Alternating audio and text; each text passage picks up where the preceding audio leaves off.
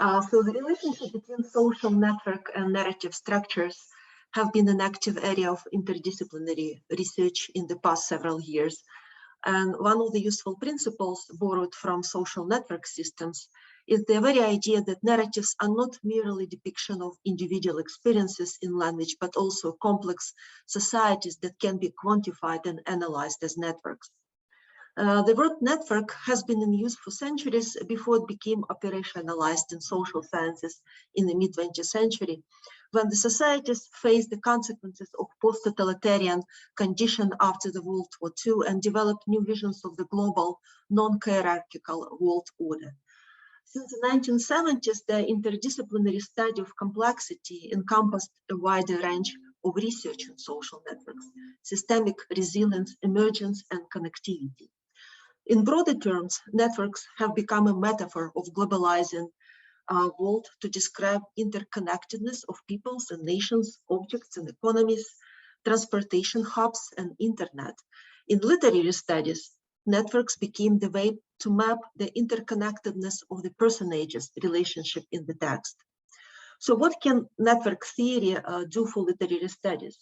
It can help see us relationships in the novel in structural terms, where the main protagonist, far from being the fundamental principle of the text, is only one special instance of more general category of centrality. This makes the relationship between the characters not hierarchical, between the protagonist and secondary and tertiary characters, but heterarchical, meaning that what is going on in the center of the novel not determine structure more than those events and interactions that occur in its periphery. So among the main influences on the methods that I develop for this project, I want to single out Mark Granovetter. Most of those scholars used to work or still working at Stanford, and this explains the choice of my literary framework. So the character network analysis combined the study of the character space with the findings of social network theory and tools of digital humanities. The framework of my studies, informed by Granovetter's pioneering paper on strength of weak ties, Alex Wallach's innovative theorization of character space of the English novels, Franco Moretti operationalization of Shakespeare's plays, and recent application of social network theory in the analysis of films and novels. In literary studies, the network analysis has been only applied to the corpora of the dramatic text in the project called DLINA, Digitally Driven Literary Network Analysis. The method of automatic extraction of networks from the drama is much easier. The process included segmentation of the text, character identification, text encoding initiative, tagging, and plotting the networks. The networks of 700 dramas in 4 languages challenge the existing periodization of the drama and its typology. For example, traditionally literary studies divide the classical drama into open and closed drama, which presupposes a hierarchical distribution. And when we analyze the composition of the play in terms of small world properties, we can create a much complex typology based on an anti-hierarchical principle. So I want to show as one of the examples the networking of a short dramatic piece written by the writer on whom I wrote my monograph, Nikolai Gogol. It's a meta play that Gogol wrote in response to the harsh criticism of his play, The General Inspector. It has 99 characters, many of them unidentified by names, no acts or scenes. So the segmentation of the networks and subsets was based on the presence of the characters at a certain point during the play. So this project included several scholars from different European universities, and the results available on the public platform. The results of my network analysis of the novel is more problematic because the project of networking the novel itself is more ambitious and complicated enterprise. Because unlike in the drama, we have to deal with co-reference resolution when two or more expressions in the text refer to the same person. Simply speaking, when we have third person pronouns, like in the sentence, Natasha said she would come, it's unclear who she is without knowing the context. And in addition to other complications in the Russian novelistic tradition, the characters can be named by their first and patronymic name, by their last name, by the diminutive form of their last name. Two characters may have identical first and patronymic name, as it happens in the novel Idiot by Dostoevsky, such characters Ivan Petrovich. So the computer don't really know which of Ivan Petroviches appears in the scene. So that's why the human intervention is inevitable in networking the novel. So therefore, the computer extraction of data from novel remains unreliable. There are several approaches in creating networks of the prosaic text. So I outline each of them. Conversation networks, character localization networks, and interaction networks. In my project, I integrate all of the approaches, and I count the verbal interaction of the characters who appear in the same place at the same time. They take turns speaking, so that means they appear in one scene, and they're mutually aware of each other, and each character is mutually intended, a character speech is mutually intended to be heard. So if the character is engaged in interior monologue, the source and target of the speech is the same entity. And in my visualization, you will see the loop indicating the number of interior monologues. So as of today, I have networked 9 realist novels: Turgenev's Fathers and Children, Goncharov's Oblomov, Chernyshevsky's What Is to Be Done, Dostoevsky's Crime and Punishment, Brothers Karamazov, Idiot and Demons, Tolstoy's War and Peace and Anna Karenina, and 5 modernist novels: Gorky's Life of Klim Samgin, Bulgakov's The Master and Margarita and White Guard, Platonov's Chivengur and Pasternak, Dr. Zhivak. I have chosen those novels because each of them represents a certain socio-political and generational epoch, and because each of the novels features at least 40 plus literary personages. So I follow this integrated model, which based on speech act of a character in response to another character, or is directed toward the character himself. I define a speech act as a continuous span of narrative time featuring a set of characters in which the previously mentioned conditions when they appear in one's time and place, they take turns speaking, and they're mutually aware that the speech is addressed to a certain character. In case, so then after counting all these verbal exchanges or speech acts, I create 2 tables in Excel, the notes in which each character receives an ID and 1 name, although in the novel, this character may appear under different names, so it's lemata in my case, and the edges, which has 4 columns of information: the source representing the speaker, the target indicating the listener, the weight, number of speech acts between the note and the edge, and the type. It's always directed in my methods. So finally, I upload these tables in Gephi and generate the network. So in the Gephi visualization, you can see the size of the note corresponding the centrality graphic representations of the interior monologues in the shape of the loop surrounding the note. So I will start showing the examples. So the thickness of the loop or edge depends on the number of speech acts exchanged between the notes. So that means that the thicker the edge, the more communication occurs between these 2 characters. The distance between the notes is also important. The further apart are the notes, the fewer edges in the shortest path are connecting them. So you can experiment with the layouts in Gephi. It's a free program. There are a number of tutorials. I've chosen Force Atlas algorithm in Gephi.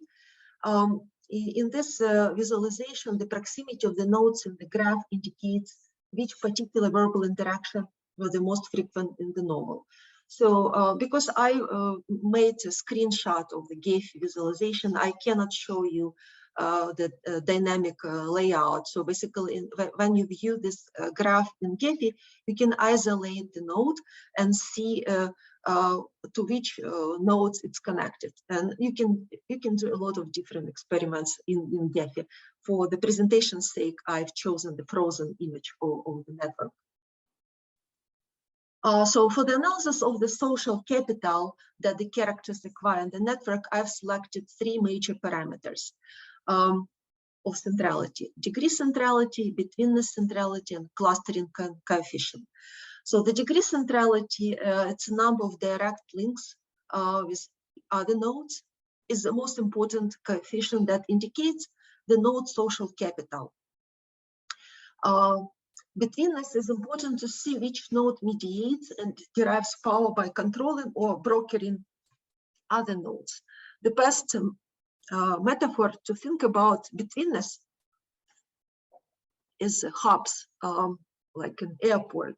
So the city itself may not be as significant in its financial or cultural capital, but in terms of connecting other big cities, will acquire more power. So, for example, in the one of the most known case of Anna Karenina, Vasenka Veslowski, although is a very minor secondary character in terms of its betweenness, in terms of connecting other major characters, acquires more prominence. So his betweenness centrality is very high if you look at the statistical data that Gephi generates.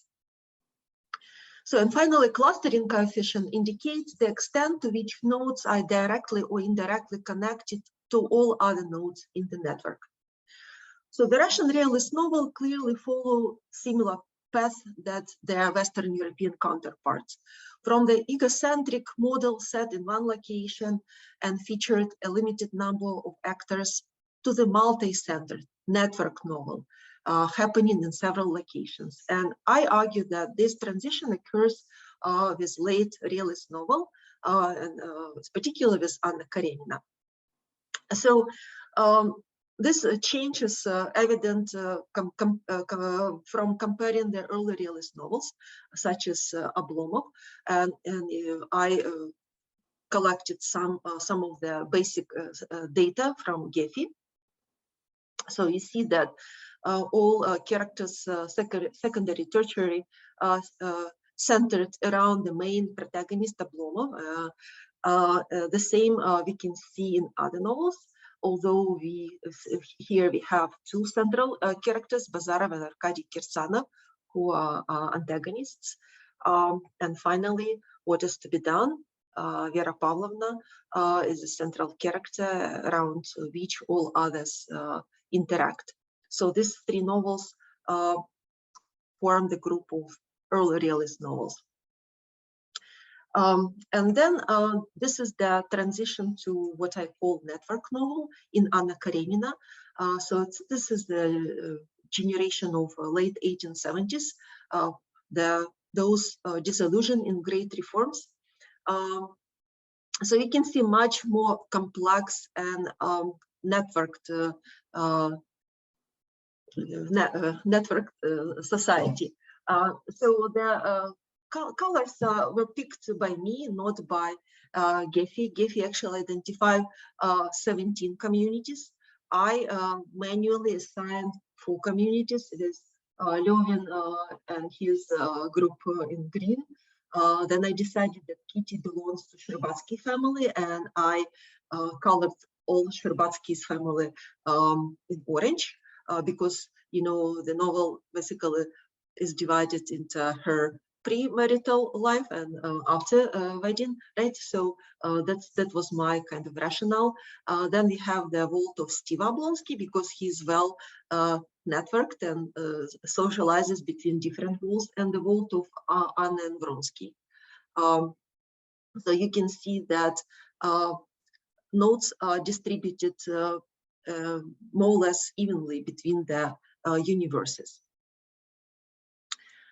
So this is the network of Tolstoy One Piece, which also clearly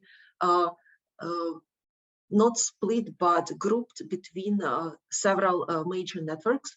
Rostov's family, Pierre Bezukhov, the military vault of Russian commanders, and I put all French characters separately. They're pretty distant from the main events in the novel.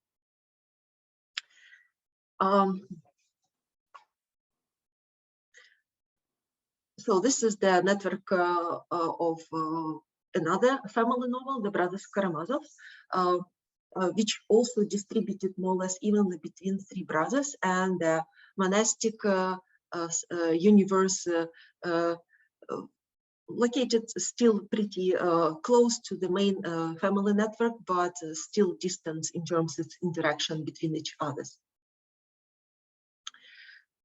So let me just turn to and focus more on Tolstoy's idea of centrality, because I think this was one of his fundamental aesthetic principles at this stage of his career.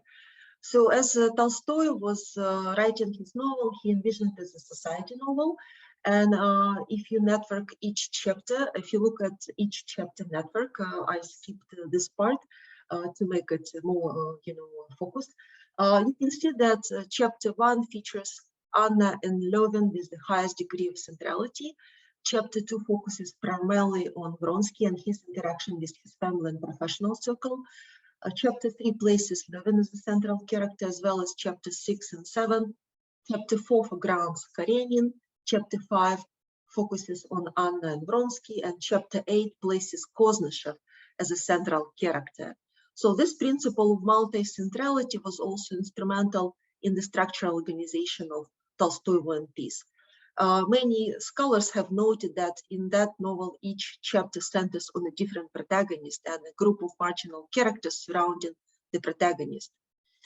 It could be said that a certain decentralization of the protagonist is a key feature of Tolstoy's narrative art. The tension between one and many heroes in War and Peace, and the degree to which this tension reshaped the novel's plot and structure, would become only more radical in his later in its later parts. So many theorists that try to explain the philosophy and the nature of Tolstoy's novels, for example, George Lucas argued that as a true realist, Tolstoy sought to portray society as a totality in which all elements linked organically. For Lukács, the whole and its parts can only be grasped from the center, which in Anna Karenina is situated not in the bourgeois mundane life, but in the socially more progressive world of peasantry. End of quote. So the network analysis shows that Anna Karenina features several universes, with strong ties between universes and also within universes. So in Tolstoy's narrative art, these character networks can bridge the formal and aesthetic problems of the novel through the writer's interest in natural systems, particularly in complex emergent behavior. And I collected some of the quotes from Tolstoy's correspondence and memoirs, just to illustrate his interest in network theory, let's call it. So in his late lives years, Tolstoy developed a very strong interest in scientific explanation of centrality, which was also reflected in his philosophy, in his beekeeping activities, and in several emblems of centrality used in Anna Karenina. So the novel provides several images and structures to explain the organization of society around the center. First, it's Anna circles, described in part 2, chapter 4.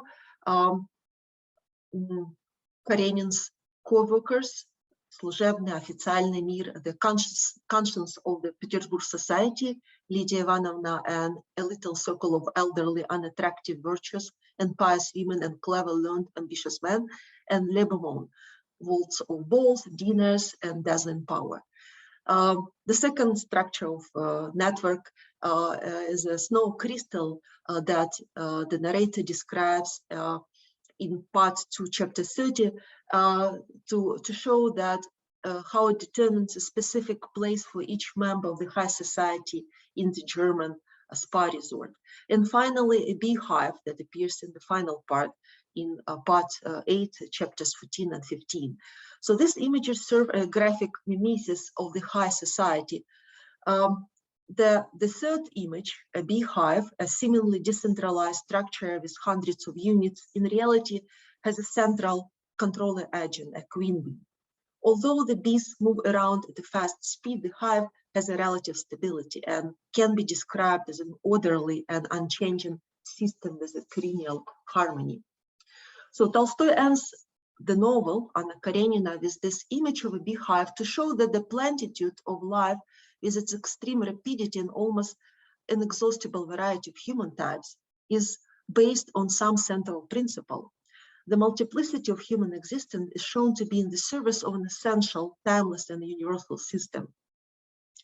Interestingly, that both formations, the snowflake and the beehive, are the cases of emergence in a physical system and natural world, which also characterize Tolstoy's aesthetics of multi-centrality.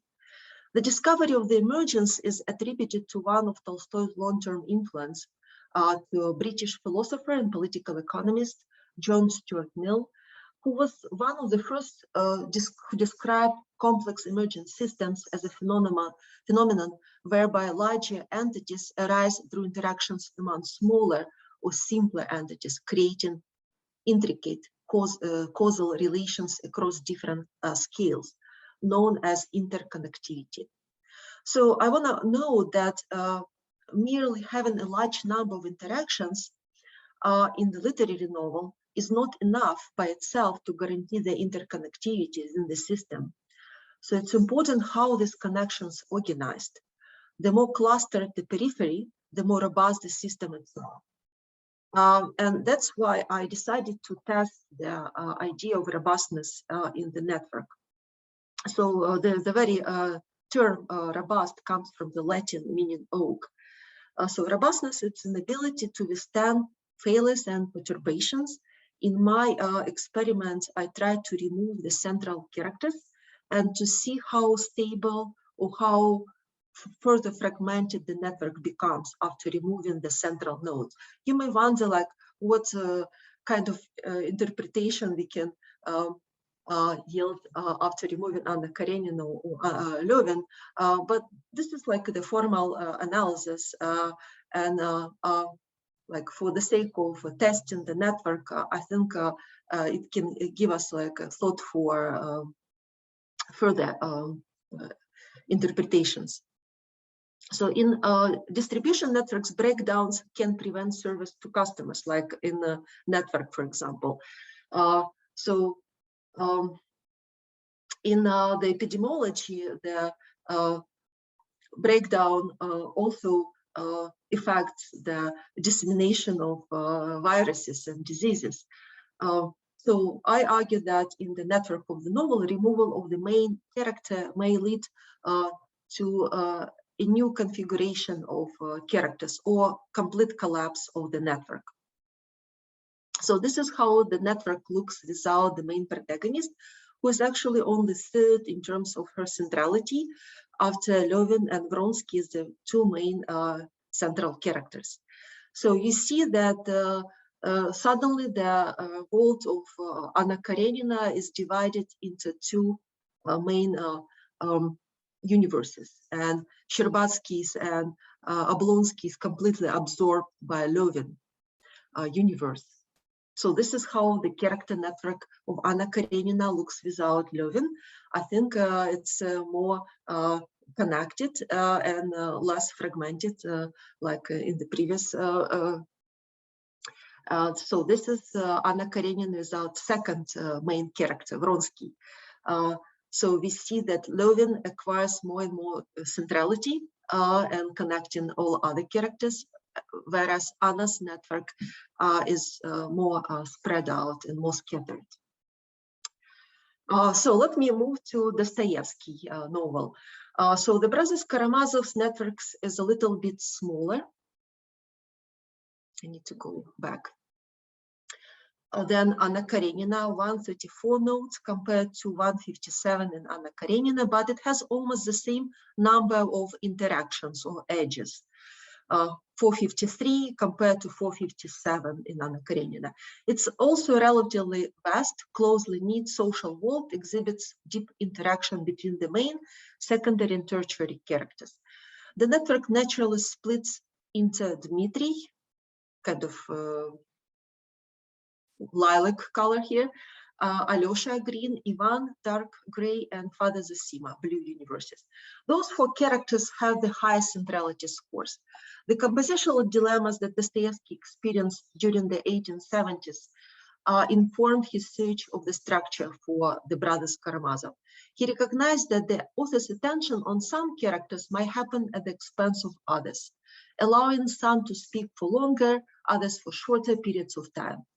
The oversaturation of his novels with multiple characters and dramatic peripetties, which complicated the idea of the ideological center, became a subject of criticism among literary critics in the 1870s.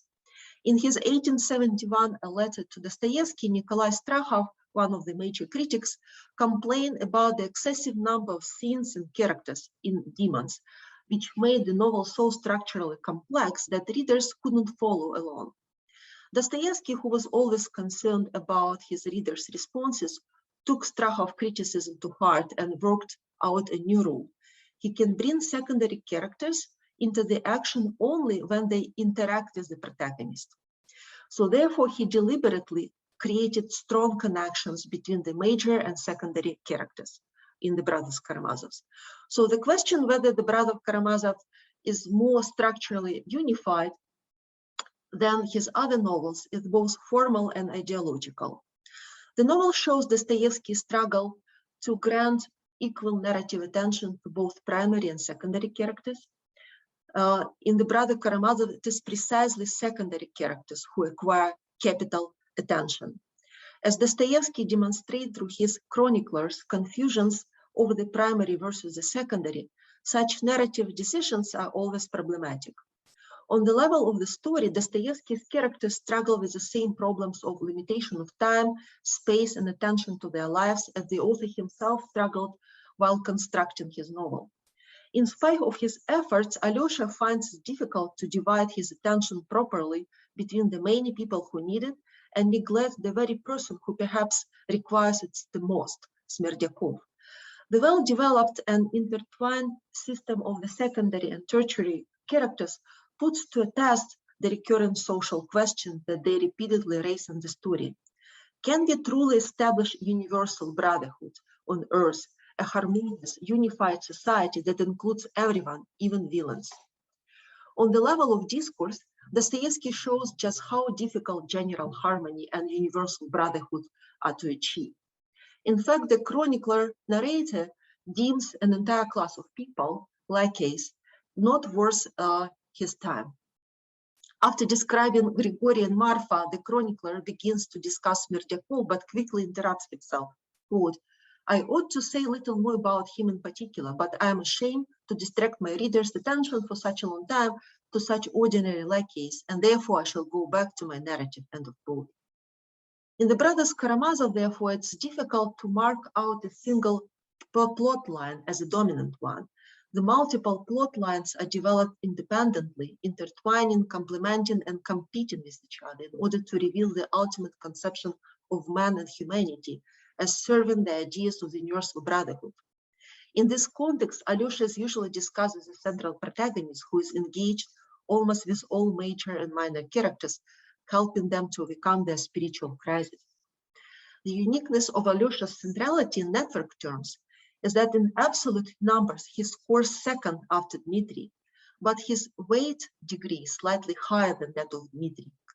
The degree of a note is the number of relations it has, regardless whether it is in or out relation. So if Dmitry has the highest absolute degree centrality, that means that he communicates with a lot of different characters who have all kinds of weight in the novel.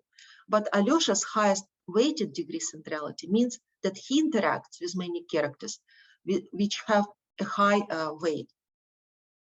So one may argue that the character network analysis reduces the text to the characters and their interactions, abstracting them from much richer aesthetic experience. In this process of reduction and abstraction, the model is obviously much less than the original novel, but in the large and structural loose genres of the Russian realist novel, the focused network can produce an X-ray effect. This is what Franco Moretti argued. When otherwise hidden by the richness of the plot, the split of Anna Karenina into two universes and the entanglement of Dmitry and Alyosha's universes and the brothers Karamazov suddenly become palpable. Character networks, according to Moretti, help us understand something that doesn't fall under the domain of our senses. Instead of focusing on individual characters, one can see the relations between multiple characters. That is why, in the end, its operationalization produces more than the refinement of already existing knowledge about the novel. The character network analysis undermines the very concept of typicality of the characters, binary pairs, and mirroring scenes. It adds a dynamic, interactive aspect to the interpretation of the novel. I would like to share some of the other networks of novels that still needs to be interpreted because they don't show the clear pattern of development. So, for example, Life of Klim Samgin is a typical coming of age novel centered around Klim, who is actually interacts a lot in the novel with all kinds of secondary characters, but who doesn't speak himself. He's basically very often is a target of the speech. So this is how centered the network of all 800 characters. In the novel, many of them remain as orphans on the periphery and you don't see them. Orphans means that they appear in the scene, but they never talk. So they are just mere listeners in the novel. So this is what happens when you remove Klim Samgin from the network. So you get multiple centers, which very interconnected. So the network is not collapsed into the fragmented pieces. It's still very centered. And maybe it represents the intense and heated debates of Russia's future in this post-revolutionary years as the action goes in the novel. So this is the network of Bulgakov's The Master and Margarita.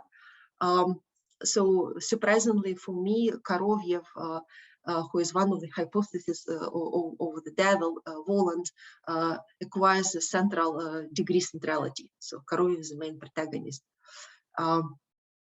And here it's very difficult to identify who is a central node that connects all other universes. And this is how the network looks without Koroviev. So we still have very strong interconnected center with 4 other main characters and very few unconnected orphans. This is the characters. This Pasternak, Dr. Zhivago also looks like a typical family novel, pretty similar to Oblomov of Fathers and Son, with Zhivago in the center that unites all other secondary characters. And this is how fragmented and scattered it becomes without the main protagonist. And this was the most 2 challenges novels, Chivengurs and White Guard.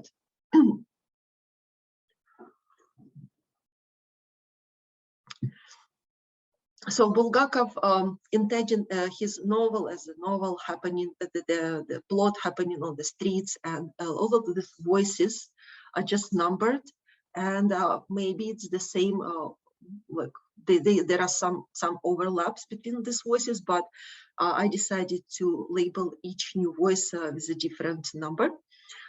So this is the voices on the street that comment on the developments of Petlura entering Kiev or Germans leaving Kiev. So And in the middle, in the center, we have a typical family novel, right, of Trubetskoy's family. And in Chevengur, which is also has multiple unidentifiable characters, we see that there is no like central node that connects all this new members of the emerging Soviet society, all the peasants or sailors or workers. So this is again the work in progress. My initial goal was to compare the realist novel with the modernist one, but these two networks of family novel completely changed my initial hypothesis. So there is no kind of a trend, and we need to look at the type of connections rather than the type of novel. So one of them other experiments that I decided to test. So I mentioned one, the robustness, by removing the central node to see how the network can withstand the breakdowns, and to identify transitivity.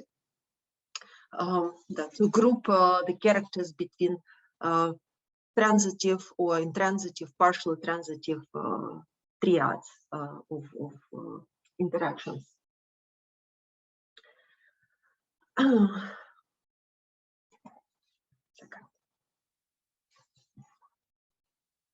So transitivity is measured by the ratio of transitive triads, or three adjacent interconnected nodes. So in my example, this is the type of connections that I was looking at. So to this means I applied a triad identifier in Python and counted the relative number of transitive triads in each novel. First, let me explain the significance of the transitive triads for the interconnectedness of the novel. You can see there are 4 types of triads. Triads enables a consideration of actors as both shaping and being shaped by the network.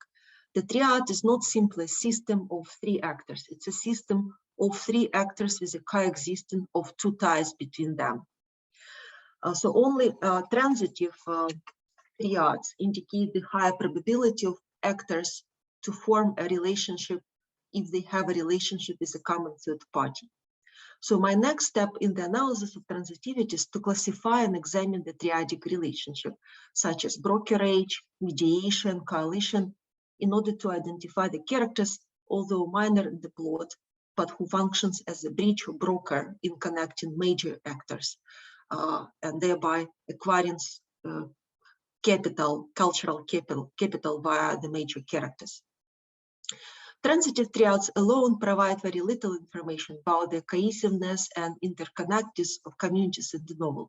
I also looked at the number of orphans, unconnected characters, and the total number of triads. That the higher number of transitive triads and 0 orphans in Goncharov's Oblomov may signify the properties of the patriarchal society itself, although undergoing the crisis, but still tightly holding grip and gluing all members of society around the main character. The high score of transitive triads with no orphans in Dostoevsky's Demons may be connected with contagiousness and virality of information that plagued, on the one hand, and gossipy provincial society and the revolutionary terrorist organizations on the other. So you can see that among the classical Russian novels, Dostoevsky's 3 novels have a very dense network structure. So dense meaning also robust. So the history of the Russian novel is littered with panoply of characters and multitudinous array of human possibilities, which poses some formal questions. The interaction among the characters constitute not only a theme, but also manifested in the formal logic of novelistic characterization itself. Each literary character in the novel, whether a protagonist or subordinate, gets configured and developed within a large narrative form, jostling for space and attention among a crowded field of other characters. To put this programmatically, every literary character has two destinies in the novel: within the plot or story world itself, and as the site of narrative attention, with a contingent space in the novel. The novel, perhaps more than any other genre, often unfolds each of these destinies in complicated interaction with the other. Therefore, the connection between the narrative world of the characters and the social world of actors is paramount for my study of the Russian novel. I believe that the Russian novel not only introduced heteroglossic, polyphonic discourse and multi-perspectivism in the novelistic tradition, it also offered an insight into the human sociality that cannot be reduced merely to the ethical and political dimension or to the formal realism and heteroglossia. Sociality of the Russian novel is expressed in the complex web of social relations. This web or network places an individual character in the collective context when she needs to adjust her behavior and coordinate her actions with others. As a result, the higher order network dependencies arise. Patterns of interactions, triads, cliques, communities, robustness of the character network, ability of the character to restore social relations and construct a new network after the emotional distress, etc. All these aspects of the network system can be quantified and analyzed in terms of a network. From a diachronic perspective, the study of the novels as networks can also complement the typology of the novel established in the literary studies, from the one based on method and subgenre to the one based on type of relationships inside the network. So in the British and American 19th century literature, the shift between the novel of domesticity to the network novel occurred as a response to social modernization and emancipation of the world outside. So I tried to test this idea onto the corpus of realist and modernist novel to verify whether the Russian novel also have a clear dichotomy between nuclear family type and social panorama type of novel, and whether such characteristic of the emerging modernist novel as multi-centrality and multi-perspectivism was a result of the narrative world itself become more complex and intricate, or whether the novel captured the social political trends of the time and served as the models of hierarchical organization of the society. And as you can see from later 20th century novels, I didn't arrive at this conclusion that there was a clear transition from the novel of domesticity to the novel of network.